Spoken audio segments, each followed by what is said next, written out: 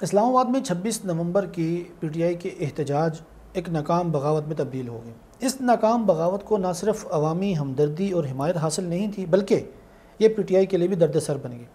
ہزاروں کارکنان اس وقت جیل میں قید و بند کی صعوبت برداشت کر رہے ہیں، اور حیران کن بات یہ ہے کہ اسی احتجاج سے، اسی ناکام بغاوت اور سو کالڈ فائنل کال سے 190 کے قریب افغان شہری بھی گرفتار کیے گئے ہیں۔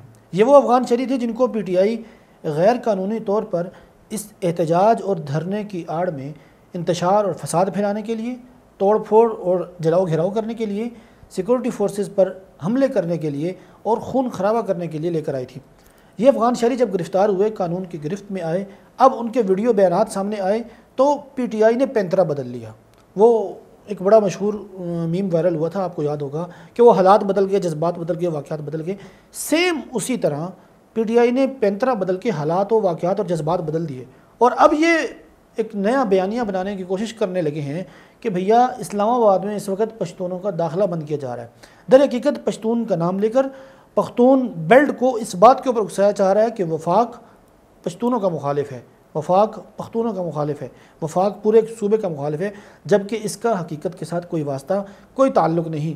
پختونوں کے ساتھ کسی بھی قسم کی کوئی دشمنی نہیں ہے، ان سے جھگڑا ہے، ان سے ہماری لڑائی ہے جو غیر قانونی طور پر نہ صرف وطن عزیز میں داخل ہوتے ہیں بلکہ پاکستان کے دارالحکومت میں آ کے، دارالخلافہ میں آ کے وہ سیکورٹی فورسز پر حملے کرتے ہیں، وہ جلاؤ گھیراؤ کرتے ہیں، وہ توڑ پھوڑ کرتے ہیں۔ کریک ڈاؤن ان کے خلاف ہوا ہے۔ یاد رہے کہ پشتون کارڈ کھیلنا یا کوئی بھی کارڈ کھیلنا یہ پی ٹی آئی کی پرانی روایت ہے۔ آپ کو یاد ہوگا دھرنے کے دوران عمران خان صاحب کنٹینر پہ کھڑے ہو کے کچھ بات کرنے لگتے ہیں تو سابقہ ڈپٹی اسپیکر قاسم سوری صاحب ان کے کان میں آ کے کہتے ہیں کہ ساتھ اسلامک ٹچ بھی لگا دیں، آپ کو یاد ہوگا۔ اسی طرح خان صاحب ڈی جے بج رہا ہوتا ہے، اس کو چپ کرا کے کہتے ہیں ایاک نعبد و ایاک نستعین، اور پھر وہ اپنا بیان شروع کرتے ہیں۔ اسی طرح بشرا بی بی صاحبہ نے اس احتجاج کے دوران اسی احتجاج کو لیڈ کرتے ہوئے ایک جملہ کہا تھا کنٹینر پہ کھڑے ہو کے کہ پشتون بڑے باغیرت ہوتے ہیں، پشتون غیرت مند ہوتے ہیں، وہ اپنا بدلہ لیے بغیر واپس نہیں جاتے، وہ اپنے خان کو چھڑائے بغیر واپس نہیں جائیں گے۔ اس وقت کسی بھی پی ٹی آئی کے دانشور کے کان پر جوں تک نہیں رہیں گی کہ بھیا پی ٹی آئی کے پشتون لوگوں کو یا پشتون کارڈ کے نام پہ بشرا بی بی اکسا رہی ہیں۔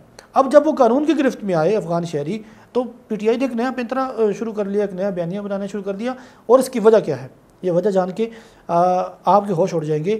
اپنی ناکامی کو چھپانا، اس ناکام احتجاج اور ناکام بغاوت کو چھپانا، ریاستی اداروں کے اوپر انگلیاں اٹھانا اور عوام کی عدالت میں کھڑے ہو کر اپنے آپ کو سوال و جواب سے بچانا۔ اپنے اوپر جو ان کا الزام لگ رہا ہے کہ بھئی آپ تو خان کو چھڑانے گئے تھے، آپ تو ملک میں حقیقی انقلاب اور آزادی لانے گئے تھے، آپ واپس کیوں آ گئے؟ علی امین گنڈاپور صاحب نے تو کہا تھا کہ ہمارے جنازے پڑھ لینا، واپس نہیں آئیں گے۔ بشرا بی بی صاحبہ نے کہا تھا کہ میں آخری سانس تک وہاں کھڑی رہوں گی، میں وہاں سے نہیں واپس آؤں گی، لیکن سب سے پہلے وہاں سے بھاگنے میں بشرا بی بی کا نمبر ہے۔ تو ان تمام تر سوالات سے بچنے کے لیے کبھی ایک بیانیہ بناتے ہیں، کبھی دوسرا بیانیہ بناتے ہیں۔ لاشوں والا بیانیہ ان کا بری طرح پٹ گیا، ایک نے 600 کہا، ایک نے 1000 کہا، ایک نے 400 کہا، ایک نے 300 کہا۔ جس حساب سے پی ٹی آئی نے لاشوں کی تعداد کو کم کیا، مجھے لگتا ہے کہ آخر میں بات نزلے زکام پر آ کے ختم ہوگی کہ ہمارے کارکنوں کو اسلام آباد دھرنے کے دوران صرف نزلہ زکام ہوا تھا۔ خیر یہ ذرائع تفنن میں نے بات کی تھی۔ در حقیقت پی ٹی آئی کا ہر بیانیہ بری طرح پٹ چکا ہے۔ اب یہ پشتون کارڈ جیسا تعصب پھیلا کر، علاقائی اور لسانی بنیادوں پر تعصب پھیلا کر ایک صوبے کو وفاق کے خلاف، وفاق کو صوبے کے خلاف کھڑا کرنے کی کوشش کر رہے ہیں۔